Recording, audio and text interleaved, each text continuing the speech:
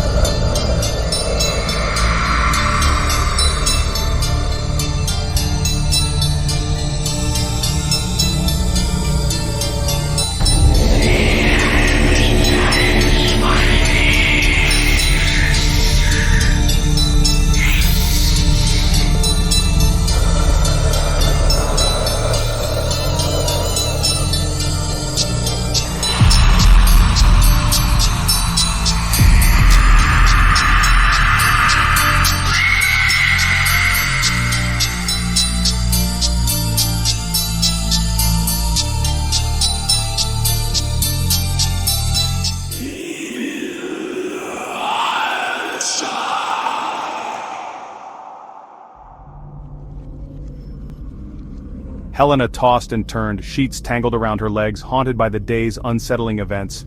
The room felt suffocating, the air thick with an unshakable sense of dread. ZOEY ZOEY, the demonic entity, has been looming around since they all played the haunting internet game challenge, something they now wish they'd never. Chill ran down her spine as she recalled summoning ZOEY ZOEY, and how now she see that game was never just a game, but a summoning ritual masked as a harmless spooky game. That night, sleep offered no escape from the creeping terror. Every time she closed her eyes, ZOEY ZOEY's demonic image was there, waiting. Helena's dreams were plagued by ZOEY ZOEY, haunting her every second of sleep, its expressionless features morphing into something sinister and ghastly. A sing-song voice whispered her name, each syllable dripping with malice, echoing in the dark corners of her mind. She woke with a gasp, heart pounding against her ribs, the whispering voice still lingering in her ears. Daylight did little to soothe Helena's unease. The morning light only served to cast long shadows, amplifying her fear. The demonic entity's presence loomed large, a constant reminder of the terror that had invaded her life. It sat there, unmoving, yet its presence was palpable. She tried to convince herself it was just a nightmare, harmless and nothing to fear, but deep down, a seed of fear had been sown, growing with each passing moment.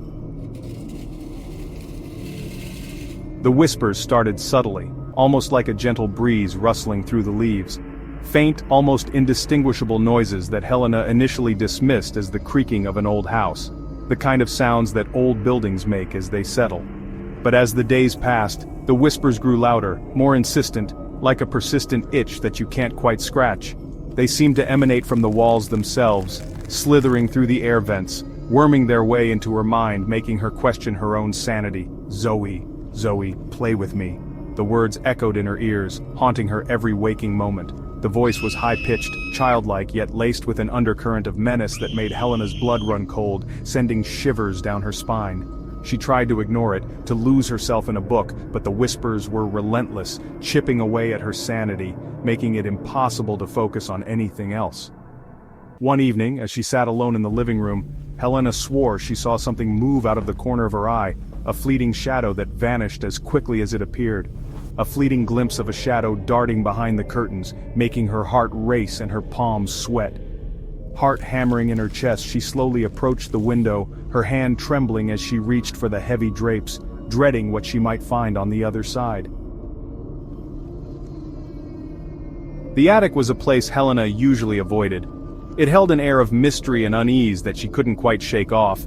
It was a dusty, cobweb-filled space, crammed with forgotten relics and shrouded in an oppressive silence. The kind of silence that seemed to amplify every creak and whisper. But the whispers seemed to be beckoning her, drawing her towards the attic door with an irresistible force. They were faint, almost like a distant memory calling out to her. Mustering all her courage, Helena pushed open the heavy wooden door, its hinges groaning in protest. The sound echoed through the house, sending a shiver down her spine. The air inside was stale and thick with the scent of decay. It was as if time had stood still in this forgotten space. Dust motes danced in the single beam of sunlight that pierced through a crack in the boarded-up window. The light seemed to bring a small sense of life to the otherwise lifeless room. As her eyes adjusted to the gloom, Helena noticed a small wooden rocking horse tucked away in a dark corner. It was covered in dust, yet it seemed to hold a strange nostalgic charm. It looked eerily similar to one she had as a child, a rocking horse that had mysteriously disappeared one day. The sight of it brought back a flood of memories, both sweet and unsettling. A cold shiver ran down her spine. This was no coincidence. The attic held secrets, and she was determined to uncover them no matter what it took. The whispers intensified, surrounding Helena, taunting her relentlessly. They seemed to be everywhere, echoing off the walls, slithering through the creaky floorboards. She felt a constant prickling sensation on the back of her neck, as if she were being watched closely. One night, as she stood in front of the bathroom mirror, brushing her hair, Helena noticed something very strange. A flicker of movement in the reflection behind her, catching her eye. She spun around, heart pounding. But the bathroom was empty. Had she imagined it all? Returning her gaze to the mirror, Helena gasped in shock. For a split second she saw it again, clearer this time. A face, pale and gaunt, with hollow black eyes, staring back at her from the depths of the reflection. Then, as quickly as it had appeared, it was gone, leaving her in silence. Panic welled up inside Helena, threatening to consume her. She was trapped, stalked by unseen forces in her own home. The whispers were relentless now, a cacophony of voices whispering her name, their tone laced with a mixture of amusement and malice. Fumbling for her phone, Helena tried to call for help, but the line was dead. The power flickered, plunging the house into darkness. She was cut off, alone in the suffocating silence. Then, she heard it. The distinct sound of tiny footsteps slowly approaching her bedroom door. "Zoe, Zoe, come out and play." Helena's blood ran cold. She was out of time. To be continued. Thank you all for watching part 2 of this spooky tale from Father Lokk's Horror House. Welcome to the family, all new subscribers. It's such an honor to call you a Lokk. Please subscribe and hit your notification bell. If you haven't already, be safe out there, and in the words of Father Lokk, always remember and always know that he loves y'all. Happy holidays, everybody, and happy Lokk-a-days, Lokk family.